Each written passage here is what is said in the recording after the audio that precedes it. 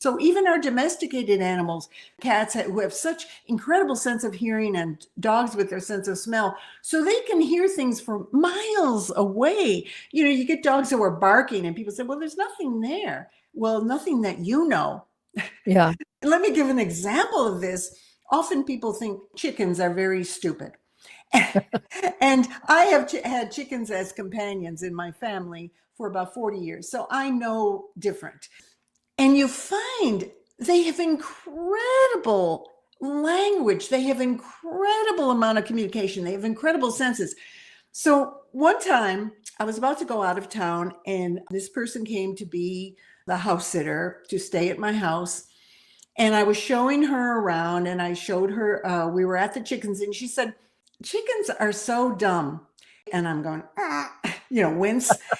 But she says, they make all this noise and they make all these alarms and there's nothing there. And I said, well, I was just about to explain to her how they have hearing that is way, way beyond ours. And they pick up vibrations in their body that is way, way beyond what most humans are attuned to, unless they're indigenous people who are practicing on their senses and using their senses all the time.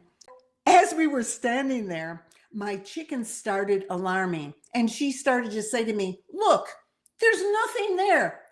In that moment, what a teaching, a hawk flew down and caught a dove midair just above her head.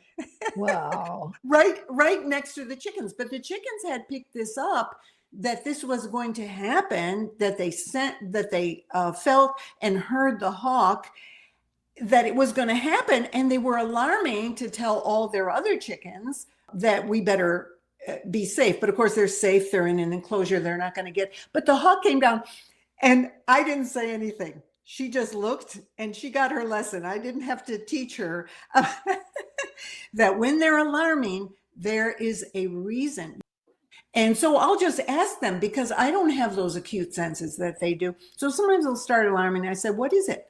And they said, well, there's a coyote about 50 yards away. And they show me, I can't see them because they're among the trees and in the bushes. And they said, and they're coming this way. And I said, okay, I got that. And you guys know that you're totally safe. And they said, we know that we're totally safe. And at the same time, we have to alert each other. Yeah. And they're just keeping their senses attuned. They're not letting themselves get squishy. Yeah. But this is the kind of thing that people learn, is they make all these interpretations about what animals do that are completely unfounded on the reality of being the animal. So when you communicate with the animal, you get their communication, but you also feel all their senses. So I can feel what the chickens are feeling. So I start to they share with me, there's a coyote, and I start to see their images of the coyote and the little tiny twigs that crack when the coyote moves that I can't hear, but they can. Yeah. So when you talk about earth changes, earthquakes or storms, these are big. These are huge for animals. I'll tell you what I have noticed with my critters. We had in 1989, and I lived in California at the time. There was the Loma Prieta earthquake. Some people may remember this, in south of San Francisco. And I was outside, and the ground started to go boom, boom. And I just went, oh my goodness, it's an earthquake. So I just stayed in place. I watched my dogs and cats had a dog and cat door. I watched what they did. My dogs went out on the driveway and lay down where there were no trees. And so I followed them.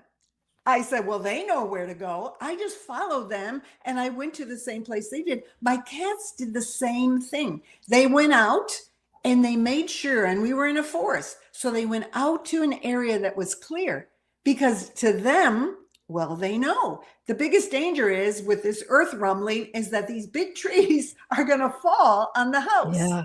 Yeah. And one of my cats, after the earthquake, and there were aftershocks, she wouldn't come in for 24 hours. She said, I'm not coming inside. I fed her outside, but she said, I'm not coming inside the house. And she could feel the aftershocks that I couldn't feel. She could feel these tiny little aftershocks in the earth. And she says, I'll come in when the earth has quieted. So yes, they can feel all this. I mean, look at when there was the great tsunamis, how the animals were already running to higher ground. And they were trying to warn people. You got elephants trumpeting and trying to warn people and warn everybody. There's something big coming. It's rumbling. It's coming this way. It's going to cover us. Really, it's a lot to do with senses. You know, our senses are so acute. And people think, well, it's something mystical.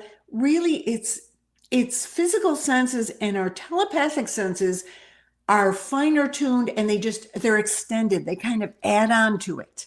They add on to our ability. So the animals are picking up this information not just with their physical senses, but they also have heightened physical senses, heightened sense of smell and hearing and feeling vibration, but they have heightened sense of Telepathy. Telepathy and psychic, what we call psychic.